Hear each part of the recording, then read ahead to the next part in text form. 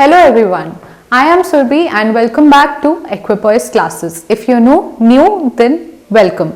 And also if you're new and you haven't watched my earlier video, then go and watch it so that you understand what is national income accounting and why are we talking about this particular topic. Because today we are moving ahead and we are doing how national income is calculated basically. So as we talked earlier also, our source is NCERT Introductory Macroeconomics chapter 2, and if you are not sure what I'm talking about, then this is the book. We are talking about NCERT class 12th Introductory Macroeconomics, and we are currently doing chapter 2. So this is my primary source. You are most free to go ahead with any source you have, but I would say stick to this source first and do this first and then go to any other book. So coming back to the topic, today we'll talk about how national income is calculated. Before understanding this, first let's spend a few minutes on the circular flow of income in a simple economy. So this is a model of simple economy where we say that there is only a firm and there's only household. There's nothing else, no import, no export, we are not selling internationally, we are not doing anything, no government, nothing, just simple institutions. One is firm, one is household. Then how the circular flow is taking place. So firm first of all is making goods and services, as we talked earlier as well, that firm produces and then sell. So firm is producing goods and services and selling to household. Okay.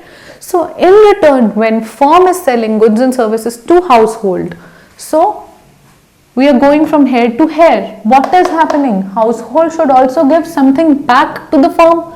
So household is spending their income on the goods and services that the firm produced. Okay. I hope I'm clear. I don't have to repeat, and if you couldn't catch with me, so then just go back, rewind and then play again, because this is the first flow that we are talking about. Second, what is happening? That household is consuming in the first place, but is also helping with the factor services to the firm. एक firm है, वो अपने आप अकेले नहीं चल सकती, उसमें लेबर लगेगी. वो लेबर कहाँ से आ रही है? Household is giving that factor service to the firm, and in return, what is happening? Firm is factor payment का चैनल ओपन हुआ है and firm is paying payment to the household. And this is just a simple economy, that is why हम लोग बहुत deep में नहीं जा रहे, but there are different kind of factors and then different kind of factor incomes or factor payments. So for the labor there are wages, for the business or the firms that's profit, for land when we use land as the factor, so we pay the rent, okay, and if we use the capital we pay the interest. So there are different kind of factor and different kind of factor incomes. So once we'll jump to another method, we'll do that. Right now it's not important, I've just broadly given you an overview of that. So this is the circular flow which is happening. I hope I'm clear with it. So once you have got a gist or got a hold of this thing, now let's come to how national income is calculated. क्योंकि क्या है, हमारा एक simple flow में ही सारे concept छुपे हैं. क्या ये जस्ट सिंपल इकोनॉमी, दो एंटिटीज, इससे क्या पता चलता है? इससे सब कुछ पता चलता है. बिकॉज जब firm goods and services produce कर रही है, तो हम बात कर रहे हैं तीन तरीकों की. तीन तरीकों से हम लोग नेशनल इनकम कैलकुलेट करते हैं, जिसमें से जो पहला तरीका है वो है कि फर्म गुड्स एंड सर्विसेज जो प्रोड्यूस कर रही है, तो एक फर्म है वो प्रोड्यूस कर रही है कुछ, तो उनका टोटल आउटपुट ले लें. ऐसे ही अगर n फर्म्स हैं तो n फर्म्स का टोटल आउटपुट जो उन्होंने प्रोड्यूस किया है उसको ऐड कर दें. उससे हमें पता चल जाएगा कि कितना वैल्यू ऑफ आउटपुट है वो प्रोड्यूस हुआ है. कुछ वर्थ इनकम का है ना वो, क्योंकि आगे सेल हुआ है. तो ये एक मेथड है ए. यहाँ पे आपको ए दिख रहा है, and A is nothing but our product method. Okay. Then अगर हम इस मेथड को छोड़ दें, हमें फॉर्म्स पे नहीं जाना, अगर हम दूसरा मेथड देखें तो हाउस होल्ड स्पेंड कर रहे हैं फॉर्म पे, गुड्स एंड सर्विसेज परचेज कर रहे हैं तो कुछ स्पेंडिंग भी कर रहे हैं. जब स्पेंड कर रहे हैं फर्म को, तो अगर हम सारे हाउस होल्ड्स मिलके कितना स्पेंड कर रहे हैं उसको ऐड कर लें तो उससे भी पता चल जाएगा कि कितनी इनकम होगी उनके पास, क्योंकि जो इनकम आई है वो स्पेंड भी तो करेंगे ना। तो this is also one way. So B is our expenditure method. Then there is also another method which is factor payment. Factor payment में क्या हो रहा है, फैक्टर सर्विसेज जो हाउस होल्ड दे रहा है उसके बदले पेमेंट मिल रही है। तो अगर हम एक पेमेंट ले लें कि कितने फैक्टर्स को जो इनकम मिल रही है, अगर हम वो सारी इनकम ऐड कर दें तो वो भी हमें बताती है कि हमारा जीडीपी क्या होगा। जीडीपी क्या है ये ब्रॉडली मैं आपको बाद में समझाऊंगी। चलिए आप इनकम ले लीजिए कि कितनी इनकम एक इकोनॉमी में टोटल बनी है, वो हम इससे भी पता लगा सकते हैं कि कितने फैक्टर्स को टोटल मिला के कितना पेमेंट मिला। तो ये एक तरीका का मेथड है, वो है income method. C is income method. ये 3 मेथड होते हैं नेशनल इनकम कैलकुलेट करने के लिए। तो हर मेथड पे एक अलग वीडियो आपको मिलेगी इन डिटेल। तो आज हम जो बात कर रहे हैं वो है प्रोडक्ट मेथड की। टू अंडरस्टैंड कि जब फर्म, अभी एक फर्म की बात हुई है कि एक फर्म जो गुड्स एंड सर्विसेज बना रहा है, जो वैल्यू ऑफ आउटपुट दे रहा है, तो वो कितना है। तो जब हम सारी फर्म्स का ऐड करेंगे कि जो टोटल इकोनॉमी में फर्म है, कि हमारी एक इकोनॉमी है, ये है हमारी इकोनॉमी है, इंडिया है, ये हमारी कंट्री है, यहाँ इतनी सारी फर्म्स हैं, ये सारी फर्म्स मिला के कितना टोटल प्रोड्यूस कर रही हैं, जब हमें ये पता चलेगा तो ये हमें बता देगा कि हमारा जो टोटल इकोनॉमी की इनकम है वो कितनी है। हम आज इस मेथड की बात करेंगे विच इज प्रोडक्ट मेथड। तो coming to the product method in detail, हम लोग इसे भी एक एग्जाम्पल की तरह ही समझेंगे as usual. So there are 2 kind of producers. हमने मान लिया कि हमारी इकोनॉमी में 2 तरह के प्रोड्यूसर्स हैं। One is farmer and another is baker. Baker जो कि आप मान लो ब्रेड बना रहा है, ठीक है, और फार्मर है वो व्हीट, जो आटा है, फार्मर यहाँ पे आटा बना रहा है, और जो बेकर है वो उस आटे की ब्रेड बना रहा है। और सिर्फ ये 2 ही लोग हैं इकोनॉमी में इस वक्त, ठीक है। तो इसे और सिंपल करने के लिए क्या करते हैं, मैं फार्मर हूं और मैं व्हीट बना रही हूँ, और आप जो मुझे देख रहे हैं आप बेकर हैं, आप ब्रेड बना रहे हैं मुझसे व्हीट लेके। तो अब हम थोड़ी देर के लिए, you are baker, I am farmer, and let's just go ahead with the example to understand it in a better manner. मैंने क्या किया, I am a farmer right now, तो मैंने ₹100 वर्थ की व्हीट बनाई। व्हीट की वैल्यू क्या है, 100 रुपए। लेकिन जो मैंने आटा बनाया तो उसमें से 50 का आटा मैंने अपने पास रख लिया, जिसकी वर्थ ₹50 है। मैंने वो आटा अपने लिए रख लिया क्योंकि मुझे मेरे घर में कंज्यूम करना है, वो मैं नहीं बेच रही। तो जो आप बेकर है, मुझे आपको जो आटा देना है ब्रेड बनाने के लिए, मैं आपको सिर्फ ₹50 वर्थ का आटा ही दे रही हूं, ठीक है। तो I made ₹100 worth of wheat, then I sold you ₹50 worth of wheat. You are a baker, आपके पास इतनी व्हीट आ गई है, अब आपको उसकी ब्रेड बनानी है। आपने ब्रेड बनाई यूज करके, और आपकी जो ब्रेड बनी वो बनी ₹200 वर्थ की, ठीक है। ये इतना व्हीट यूज करके आपने कितने वर्थ की ब्रेड बना ली, ₹200 की। तो अभी right now what the situation is कि मेरे पास बचा है ₹50 वर्थ का व्हीट, जो 50 का था बाकी मैंने आपको दिया, आपने उसको यूज करके 200 वर्थ का ब्रेड बना ली। As simple as it can get. तो अभी के लिए आप यही रुकिए कि ये हो गया है यहाँ पे ₹200। तो आप और मैं 2 प्रोड्यूसर्स हैं। तो इकोनॉमी में जो हमारी ये इकोनॉमी है, इसमें अगर हमें पता लगाना है टोटल वैल्यू क्या बनी है, चलो ये हमारी इकोनॉमी है और हमने इसे बहुत ही सिंपल कर लिया था। यहाँ पे ये मैं, ये आप, ठीक है, आप और मैंने कितना बनाया, आपने कितने का आउटपुट बनाया। हमारी इकोनॉमी में हम दोनों के अलावा कोई है ही नहीं ना, इतना एंजॉयमेंट है, इतना सिंपल नहीं है लाइफ, बट यहाँ पर है, हमारे एग्जाम्पल में अभी है। सो मैंने कितने का प्रोड्यूस किया, आपने कितने का प्रोड्यूस किया, मैंने X प्रोड्यूस किया टोटल, आपने Y प्रोड्यूस किया। तो जो मेरा टोटल वैल्यू एडेड है, वैल्यू एडेड क्या होता है, वैल्यू एडेड मैंने एक टर्म यूज किया, एंड अगर आपको क्लियर नहीं है तो मैं आपको समझाती हूँ वैल्यू एडेड क्या हुआ। वैल्यू एडेड मतलब इकोनॉमी में मैंने कुछ प्रोड्यूस करके कितनी वैल्यू ऐड की। मैंने 100 वर्थ की व्हीट बनाई, तो मैंने 100 वर्थ की ऐड की। आपने 200 वर्थ की ब्रेड बनाई, आपने 200 ऐड की। क्या ये एग्जैक्ट वैल्यू एडेड है? वैल्यू मतलब हम कुछ बना के इकोनॉमी को क्या दे रहे हैं, कितने वर्ड्स का बना रहे हैं, उसको कहते हैं वैल्यू एडेड। तो मैंने कितनी वैल्यू ऐड की, आपने कितनी वैल्यू ऐड की, और क्योंकि हमारी इकोनॉमी में सिर्फ हम दोनों ही हैं, तो अगर हमें टोटल वैल्यू एडेड निकालना है तो हम अपना दोनों का ऐड कर देते हैं, आपका ऐड कर देती हूँ, मेरा ऐड कर देती हूँ, निकल गया total value added. As simple ना। और ये वाला एग्जांपल आपने लिया, अभी के लिए आपको पता है आपने 200 का ब्रेड बनाया है और मैंने 100 का व्हीट बनाया है, तो आपके हिसाब से क्या होना चाहिए? क्या मतलब ऐसा होना चाहिए कि आपने अगर उतने का बनाया, जो 200 का बनाया और मैंने 100 का बनाया, तो ऐड करके क्या टोटल वैल्यू एडेड हमारी ये 100 हो गया और ये 200 हो गया, तो क्या हमारी वैल्यू 300 की होनी चाहिए? जो मैंने बोला, अब आप मुझे कहेंगे कि मैम आपने तो यही बोला है, आपने तो बोला ही यही है कि टोटल वैल्यू आप और मैं इकोनॉमी में तो टोटल ऐड करो, बट नो। अब यहाँ आता है एक कैच छोटा सा। मैंने आपको ये भी बताया था कि मैंने अगर 100 वर्थ की व्हीट बनाई है तो मैंने उसमें से 50 अपने पास रखी है, 50 आपको सेल किया। तो जो 50 आपके पास आई थी ब्रेड बनाने के लिए, तो वो मेरी दी हुई थी। आपने खुद की कितनी वैल्यू ऐड की है?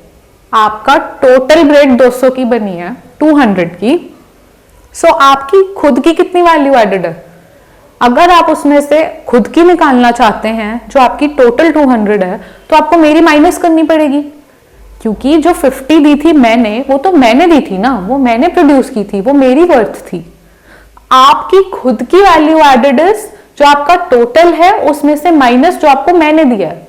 तो आपका होना चाहिए उस हिसाब से, मैंने अपने पास 50 आपको दी थी, तो आपने क्या किया? आपने अगर 200 की बनाई है, या आप हो, आप बेकर हो, आपने 200 की बनाई है, लेकिन आपने इसमें से 50 मेरे यूज किए हैं, तो आपका इंडिविजुअल वैल्यू एडेड तो सिर्फ 150 है। अपना वैल्यू कितना ऐड किया आपने?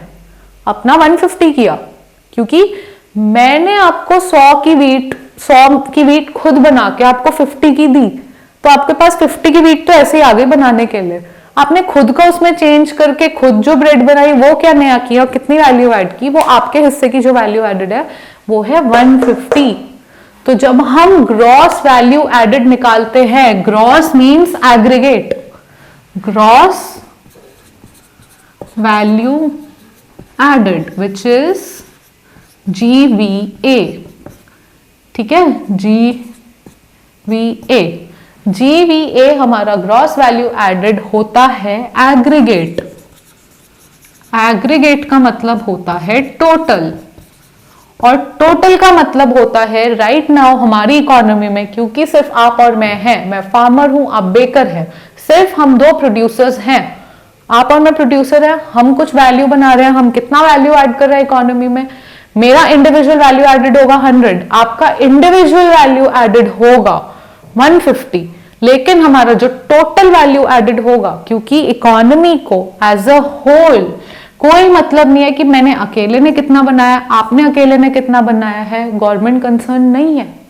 गवर्नमेंट कंसर्न है कि टोटल पूरे प्रोड्यूसर कम्युनिटी ने मिलकर कितनी वैल्यू ऐड की है। तो आप और मैं इंडिविजुअली क्या कर रहे हैं? They are not concern, they are concern with the total value added, and total means aggregate value. Aggregate का मतलब ही टोटल होता है, और एग्रीगेट का वो होता है gross value added.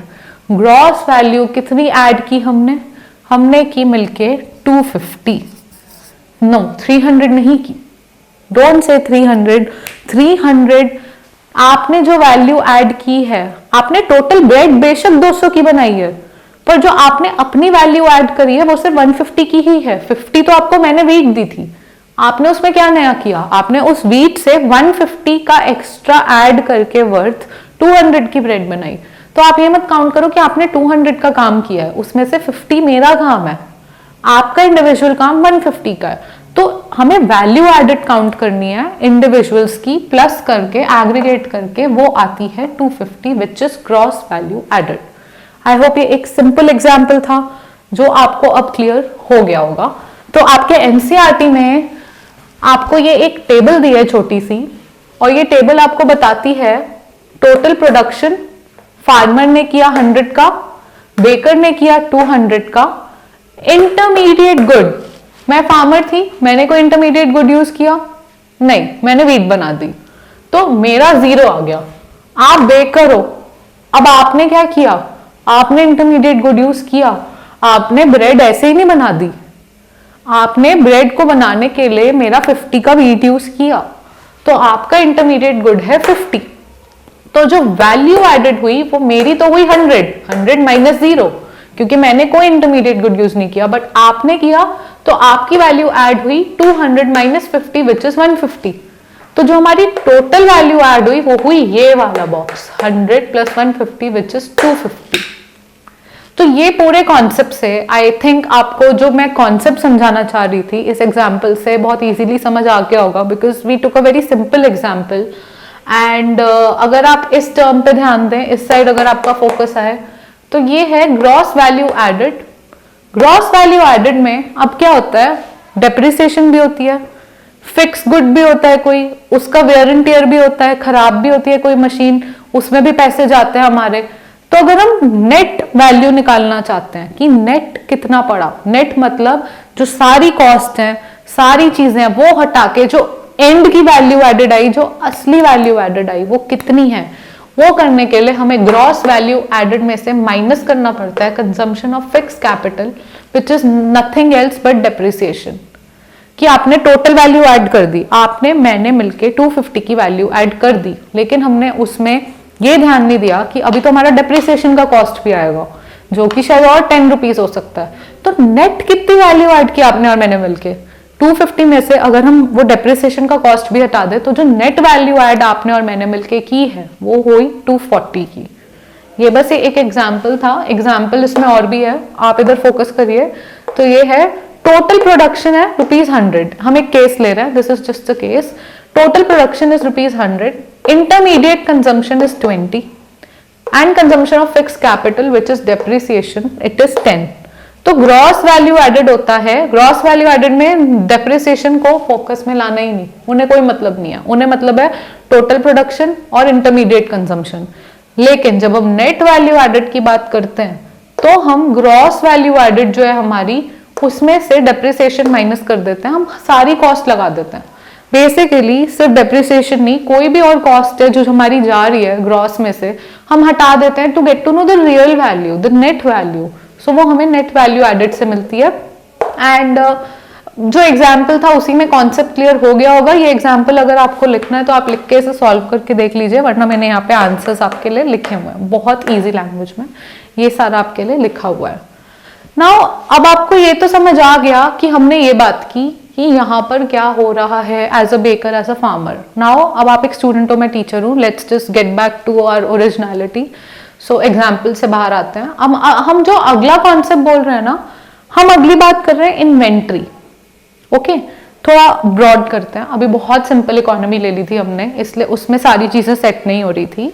So now अब हम टी शर्ट्स पे आते हैं। ओके, आप ही हो, आप फैक्ट्री ओनर हो, आप टी शर्ट्स प्रोड्यूस कर रहे हो एंड आपने क्या कहा कि आपकी जो सेल है एक साल में वो 1000 टी शर्ट्स की होती है, तो आप 1000 टी शर्ट्स बनाते हो। ओके, लेकिन अब आपने कहा कि ऐसा पॉसिबल है, मैं चाहता हूं कि ना मेरे पास हमेशा कुछ बैकअप रहे, कुछ टी शर्ट्स का स्टॉक रहे। ओके, तो आपने क्या किया, आपको अगर पता है आपकी 1000 टी शर्ट्स की सेल होनी है, तो आपने 1100 टी शर्ट्स प्रोड्यूस की, क्योंकि आपको पता है आपकी 1000 टी शर्ट्स की जब सेल हो जाएगी तो वो जो एंड में 100 बचेंगी उसका आप स्टॉक रख लेंगे और वो अगले साल काम आएगा। ओके, तो वो आपका प्लान्ड एक इन्वेंट्री का जो प्लान इन्वेंट्री हो गई। अब अनप्लान्ड क्या होती है, हम कोरोना के टाइम में, इस वक्त कोरोना वायरस जैसे आप देख रहे हैं बहुत परेशानी का प्रॉब्लम इस वक्त बहुत परेशानी दे रहा है। तो कोरोना के टाइम में क्या हुआ, आप ही टी शर्ट्स बनाते थे। आपने जब कोरोना वायरस का नाम भी नहीं था, जनवरी में आपने 1000 टी शर्ट्स प्रोड्यूस करने का ऑर्डर दे दिया, आपकी फैक्ट्री में 1000 टी शर्ट्स बनके आ गई। सडनली मार्च में कोरोना वायरस धीरे धीरे उसका डर आया और ये पूरा साल ऐसे ही निकल गया। तो जिनको टी शर्ट्स खरीदनी थी, आपकी जितनी सेल होनी थी आपकी नहीं हुई। आपको उम्मीद थी आपकी 1000 टी शर्ट्स सेल होंगी जैसे हर साल होती हैं, लेकिन इस साल सिर्फ 400 टी शर्ट सेल हुई, 600 नहीं हुई। ऐसा क्यों? कोरोना वायरस एक कुछ सडन आया जो आपके लिए शॉक था। Okay, shock, I mean it is a shock for everybody. And उसकी वजह से क्या हुआ, अब जो 1000 टी शर्ट्स बनवाई थी ये सोच के कि सारी सेल आउट हो जाएंगी आपने, लेकिन 400 हुई, बाकी की 600 का क्या? बाकी की 600 हो गई आपकी unplanned inventory. Why is it unplanned? क्योंकि आपने इसकी कोई प्लानिंग नहीं की थी, आपको इन्वेंट्री नहीं चाहिए थी, आपने इसीलिए अगर 1000 सेल होती हैं तो 1000 ही प्रोड्यूस कराई थी, बट कोरोना की वजह से आपकी अनप्लैंड इन्वेंट्री बढ़ गई। कितनी? 600। ये जस्ट एन एग्जाम्पल था inventory which can be planned and unplanned. Planned if you as a producer want inventory to stay at your place. Unplanned if you are not planning anything about it, but कोई भी shock, या ऐसा भी हो सकता है कि आपने 1000 टी शर्ट्स प्रोड्यूस कराई बट उस साल बहुत शादियों का सीजन था और सडनली बहुत ही टी शर्ट्स, लोगों ने थीम पार्टीज, या उस टाइम थीम पार्टीज का ट्रेंड चला कि सबको ये वाली टाइप की टी शर्ट्स पहननी है, तो सब लोगों ने आपसे ही मांग ली एक जगह कि हमें तो थीम है, थीम वेडिंग है और हमें येलो कलर की यही चाहिए। आपने 1000 बनवाई थी लेकिन 1100 की डिमांड रही। तो ये भी हो सकता है कि अनप्लान्ड इन्वेंट्री जो है वो आपकी ज्यादा हो, जो आपकी प्रोडक्शन है उसमें क्या होता है, अगर आपने पहले से कोई इन्वेंट्री रखी है तो वो काम आती है। ये जस्ट एक इन्वेंट्री का कॉन्सेप्ट था। इन्वेंट्री की ना एक आइडेंटिटी होती है, ये वाला सिंबल हम यूज करेंगे टू मेंशन चेंज। इसका मतलब होता है चेंज, ट्राइंगल बताता है। तो change of inventory of firm during a year, एक साल में चेंज कितना हो रहा है, कैसे पता चलता है? And this symbol is identity. ये जो दो वाला होता है वो इक्वालिटी का सिंबल होता है, ये आइडेंटिटी का होता है। इक्वालिटी और आइडेंटिटी में ना आपके एनसीईआरटी में एक 2 लाइन में डिफरेंस बताया एंड आई थिंक ये आपको पता होना चाहिए, क्योंकि आजकल के टाइम में पैटर्न इतना चेंज है कि वो आपसे क्या पूछ लें आपको पता नहीं, इवन 1 मार्क में। सो आप मेरे साथ ही रहिए। यहाँ आइडेंटिटी का मतलब होता है लेफ्ट हैंड साइड में जो है और जो राइट हैंड साइड में है वो हमेशा सच होगा ही होगा। ओके, जैसे मैं आपको एक एग्जांपल देती हूँ, 2 + 2 हमेशा 4 होगा ही होगा।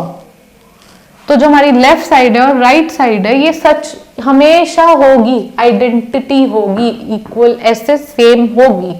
लेकिन 2 + x = 4, 2 + x क्या हमेशा 4 होगा? नहीं, ये तभी 4 हो सकता है जब ये x 2 हो। x अगर 3 है तो 5 हो गया, x अगर कुछ भी और है तो ये 4 नहीं होगा। तो ये हो गया इक्वालिटी, कि अभी के लिए इक्वल है, जरूरी नहीं है हमेशा हो।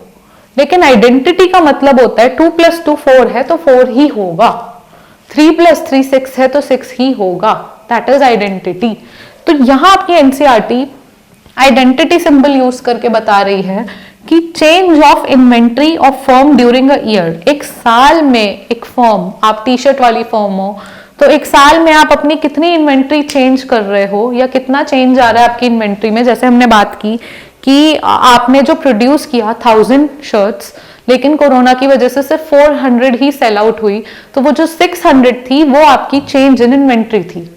तो इस एग्जाम्पल से अगर हम आइडेंटिटी पे आए तो change of inventory of a firm during a year, which is identity equation, production of a firm during the year, production of t-shirts during the year, which is 1000 in our case, in our example, minus sale of the firm during the year, जो कि आपके सिर्फ 400 की हुई due to corona.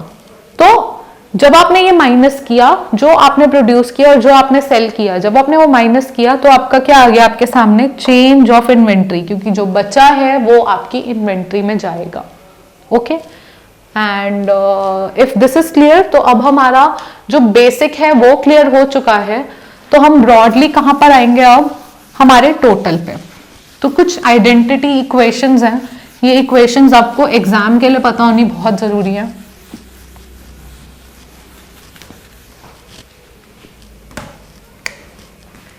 हमारी firms हैं, हमने एक इकोनॉमी में फर्म्स की बात ही हो रही है ना, हम लोग प्रोडक्ट मेथड में फर्म्स की बात कर रहे हैं। तो फर्म कितनी है? 1 2 3 4 dot dot I N.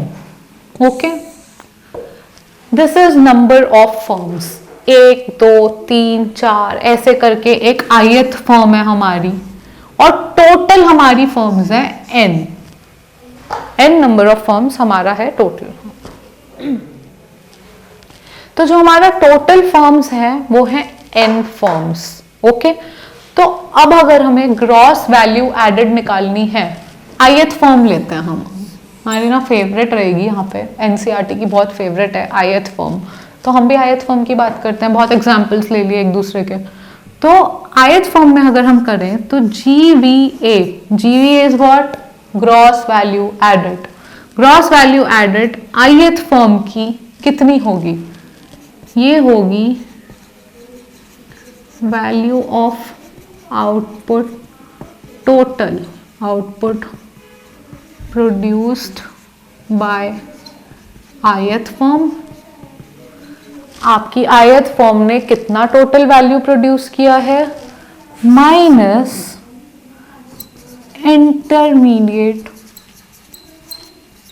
Good used by ith firm. ठीक है, ग्रॉस वैल्यू एडेड आपकी ये होगी सॉरी, और ये आइडेंटिटी इक्वेशन होगी. लेकिन अब हम इसे और कैसे लिख सकते हैं? जो हमने आइडेंटिटी इक्वेशन देखी थी, वैल्यू ऑफ टोटल आउटपुट कितना होता है? This is nothing else but sum of value of goods sold by ith firm. Basically ith firm की कितनी सेल हुई है, and change in inventory of ith firm. क्योंकि हमने देखा था चेंज इन इन्वेंट्री क्या होती है? Change in inventory nothing else but जो आपने प्रोड्यूस किया और जो आपने सेल किया उसका डिफरेंस.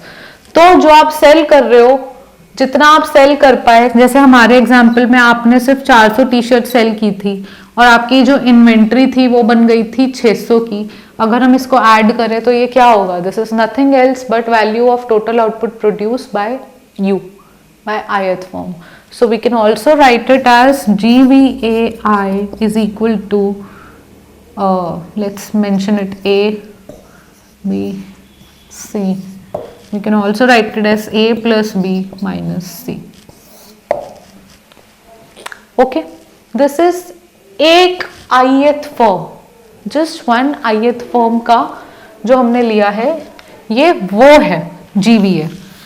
लेकिन सिमिलरली हमको एक फर्म से मतलब है. जैसे एक इकोनॉमी में बहुत फर्म है, टोटल n है, तो उनको सिर्फ एक से मतलब है? नहीं ना, उनको वैल्यू एडेड निकालने के लिए सबसे मतलब है.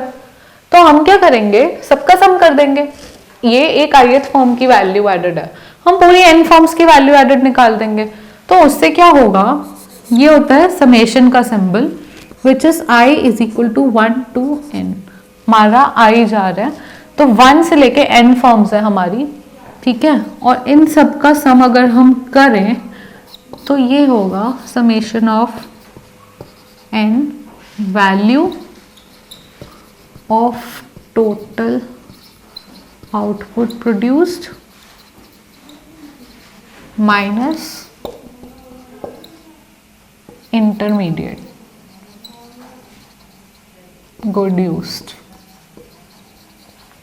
हर फर्म ने कितना वैल्यू प्रोड्यूस किया है, उसमें से कितना इंटरमीडिएट किया है, जो कि वैल्यू एडेड दे देगा हर फर्म की मिला के. तो हमारा जो सम होगा ना, वो होगा gross value added one firm की, फिर gross value added second firm की, फिर ऐसे ऐसे करके जो हमारी gross value added n firms की. क्योंकि आपके और मेरे एग्जाम्पल में सिर्फ आप थे और मैं थी, हमारे दो के अलावा कोई नहीं था. लेकिन एनसीईआरटी में n फॉर्म्स हैं, तो n फॉर्म्स हैं तो सबका वैल्यू ऐड होके हमारा ग्रॉस वैल्यू एडेड आ जाएगा. लेकिन अगर हम इसमें से सबका डेप्रिसिएशन हटा दें, ओके, सब अलग अलग फर्म में अलग अलग लेवल ऑफ डेप्रिसिएशन है, तो हमें जो मिलेगा वो होगा नेट वैल्यू एडेड जो कि है summation of gross value added minus summation of 1 to n depreciation. Okay, तो यहां से जो एक चीज your takeaway should be, हमने ग्रॉस वैल्यू एडेड की बात की फर्स्ट ऑफ ऑल, जो कि हर फर्म कर रही है। हमने सिर्फ अभी ना फर्म्स की बात की है, इस एंगल से देखा है। बेसिकली हमने सारे एंगल ड्रॉप कर दिए, हमने सिर्फ एक जगह फोकस रखना है कि हमको निकालना है कि इकोनॉमी में टोटल वैल्यू ऐड कितनी हुई है। तो वो डिपेंड करता है कि आपकी इकोनॉमी में कितनी फर्म्स हैं और वो हर फर्म इंडिविजुअली कितना वैल्यू ऐड कर रही है। जब हम उस सबको सम कर देंगे तो जो इकोनॉमी में टोटल वैल्यू ऐड हो रही है हमारे पास वो आ जाएगी, और हमें उसी से कंसर्न है प्रोडक्ट मेथड में। लेकिन जो एक की टेक अवे है जो आप लोगों को अपने साथ मतलब याद रखनी है पूरे टाइम, वो है कि नेट जो भी कुछ होगा उसका मतलब होता है ग्रॉस माइनस डेप्रिसिएशन। नेट यानी रियलिटी तभी आती है जब जो ग्रॉस होता है, ग्रॉस इज आपने टोटल कर दिया, सब कुछ टोटल कर दिया, लेकिन अगर आप उसमें से कुछ अपनी कॉस्ट निकालते जाएंगे, जैसे depreciation is your consumption of fix capital, अगर आप वो माइनस करेंगे, अपनी कॉस्ट हटा देंगे तो नेट आ जाएगा। बस ये चीज याद रखिए क्योंकि ये चीज हमारे आगे आने वाले वीडियोस में भी बहुत ज्यादा यूज होनी है। सो एज ऑफ नाउ आपका जो प्रोडक्ट मेथड है वो सिर्फ इतना ही बताता है कि जो ग्रॉस वैल्यू एडेड है वो इकोनॉमी में कितनी है। ओके, जो आइडेंटिटीज हैं एंड जो बाकी सम है उसके लिए जो आपका एनसीईआरटी चैप्टर 2 में प्रोडक्ट मेथड दिया है वो काफी अच्छे से एक्सप्लेन करा है, या फिर आपके पास कोई भी और सोर्स हो तो आप वो भी रेफर कर सकते हैं, but always prefer to read NCERT first. Okay, and जो अंडरस्टैंडिंग ऑफ योर कॉन्सेप्ट है उसके लिए मैं हूँ यहाँ पर, एंड आई बिलीव आप लोगों को वो बेकर एंड फार्मर के एग्जाम्पल से बहुत अच्छे से समझ आ गया होगा। सो प्रोडक्ट मेथड इतना ही था, and in the next videos will come up with expenditure method, income method and the other related concepts. So I hope you liked it, and if at all you liked it, so please do like, share and subscribe to this channel so that you always get notified about my other videos as well. And I am always available. See, I have mentioned my contact number in the description box below, so you can always contact me, you can send me mail, and I am also available for one-to-one guidance, so you can always write it to me and I am available. If any other queries, do mention in the comment section, and till the next time, bye.